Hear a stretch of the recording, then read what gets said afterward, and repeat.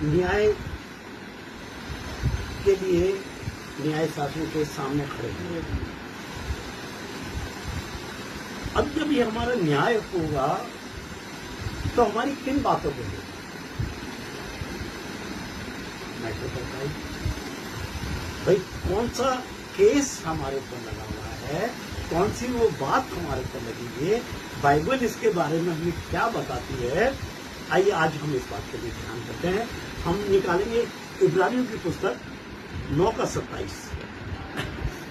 Bible हमें किस तरीके से हर चीज के बारे में बताती है। टैग लगे हुए बहुत सारे आराम से।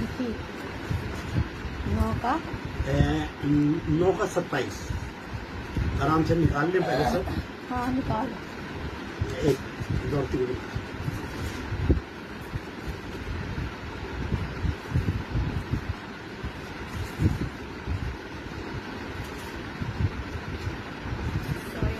कोई नहीं निकाल लो आराम से। वो अच्छा लगता है फिर जब सब निकालते हैं ना, तो वो जो पढ़ने वाले को भी और सुनाने जैसे मनुष्य के लिए एक बार मरना और उसके बाद न्याय का होना नियुक्त है। आइए अपने आप को बंद करेंगे। धन्यवाद और तारीफ करते हैं जमीन और आसमान के बनाने वाले खुदा। आपके बेटे प्रभु यीशु मसीह के नाम में अपने सरों को झुकाते हैं खुदावन, और तेरे वचन पे मनन करते हैं खुदावन। अच्छी बुद्धि और समझ तेरी ओर से खुदावन, और तूने कहा है खुदावन कि बोलने वाले तुम नहीं होगे वरन मेरा पवित्र आत्मा होगा। अपने पवित्र आत्मा को उतार कर अपने दास के ऊपर भी और अपने लोगों के ऊपर भी खुदावन, ताकि हम समझ भी सके खुदावन, और तेरे रूह में होके खुदावन तेरी बातों को अच्छी तरह ग्रहण करें यीशु मसीह के नाम में, आमीन। जी हाँ, एक बार फिर। और जैसे मनुष्य के लिए एक बार मरना और उसके बाद न्याय का होना नियुक्त है। बाइबल हमारे बताती है कि हर एक इंसान क्या है, मरेगा। हर मनुष्य मरेगा और उसके बाद हम न्याय के लिए तैयार हैं। हालेलुया, आमीन। अगर हम जिंदगी में अपने मौत को याद रखें और इस बात को याद रखें कि एक दिन हम प्रभु यीशु मसीह के सामने जाके खड़े होंगे, तो हमारा जीवन बहुत बदलेगा। हमारा जीवन बहुत बदलेगा। मैं व्हाट्सएप पे वो पढ़ रहा था, फेसबुक पे सॉरी, है ना, और वहां बताया कि एक गुरु जी थे, बड़े शांत रहा करते थे, और वो बड़े शांत रहते थे, और उनका एक शिष्य था जो बड़ा लड़ाकू और झगड़े वाला और जिस तरीके का वो था, है ना, और ये गुरु जी हमेशा शांत और अपने मौन और अपने ध्यान में रहते थे।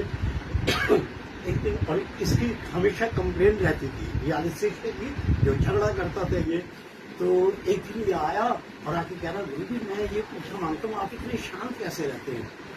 कि बेटा मैं तो खैर ठीक है, जैसे भी शांत रहता हूँ, और ऐसा है 1 महीने बाद ना तुम मर जाएगा। जब उसे ये बात पता चली सुबह के मैं 1 महीने बाद मर जाऊंगा, तो इस व्यक्ति ने उसी पल से हर एक के पास जाके, बहन मुझे माफ करना, अगर मेरे से कोई गलती हो, बच्चों मुझे माफ करना, बेटा मुझे माफ करना, आप मुझे माफ करना। अब सबसे माफिया मांगनी शुरू कर दी। जब 1 महीना हो गया और ये बदल गया बिल्कुल, और महीने के बाद ये मरा भी नहीं। अब ये शांत हुए तो ये सोच था कि अब महीना हो गया, अब मैं मर जाऊंगा, मगर ये 1 महीने में इतना बदला कि शांत हो गया। मौत एक ऐसी सच्चाई है जो हर एक मनुष्य को आई, और जब जिसको ये पता ना मुझे कल मरना है, और हमारा विश्वास ये कहता है कि हमें प्रभु यीशु मसीह के पास जाना, तो हम कोई गलत काम, कोई एकड़ी, किसी बात का क्रोध, किसी बात की गाली गलौज और ये वो कुछ नहीं करेंगे, क्योंकि हमें पता है कि हम एक दिन प्रभु यीशु मसीह के सामने जाएंगे, क्योंकि उसका वचन इस बारे में बता रहा है हमें। हाँ, वो एक बार फिर पढ़ेंगे 27 का। और जैसे मनुष्य के लिए एक बार मरना और उसके बाद न्याय का होना नियुक्त है, पक्का। अब हमें विचार करना है खुद अपना कि हमने कैसा जीवन जिया। मैं बड़ी बातें सुनता हूँ। एक मेरा दोस्त था, वो हमेशा करता, भाई मुर्दे की जेब में, मुर्दे के कफन में ना जेब नहीं होती। मतलब उसका ये होता था कि भाई कोई भी ऐसी बात मतलब जिंदगी में सोचना तो तुम साथ लेके जाओगे। उसका जो कहने का मतलब होता था कि साथ तुम्हारे कुछ नहीं जाएगा, साथ तुम्हारी भलाई, तुम्हारी अच्छाइयाँ जाएंगी, और ये बड़ी चीजें जो है जीवन में रहती आती। अगर हम हमेशा ये याद रखें कि एक दिन हम प्रभु यीशु मसीह के पास जाएंगे, क्योंकि वचन के अनुसार तो कुछ जिंदा भी जाएंगे ना, जो उठाए जाएंगे, और मरने के बाद भी प्रभु यीशु मसीह के पास जाएंगे। ये बाइबल हमें बताती है। तो हम दोनों चीजों के लिए तैयार हैं। जब उठ के जाएंगे, न्याय उनका भी होगा।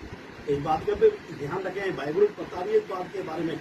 वो बात एक अलग है कि उनकी एक कैटेगरी ना होगी, मगर हम मरने के बाद भी अगर प्रभु यीशु मसीह के पास जाएंगे तो हमारे क्या है, हम न्याय के सामने आ जाएंगे, और वहाँ तमाम अच्छी और बुरी बातें हमारे जीवन की जो उसका इंसाफ होगा।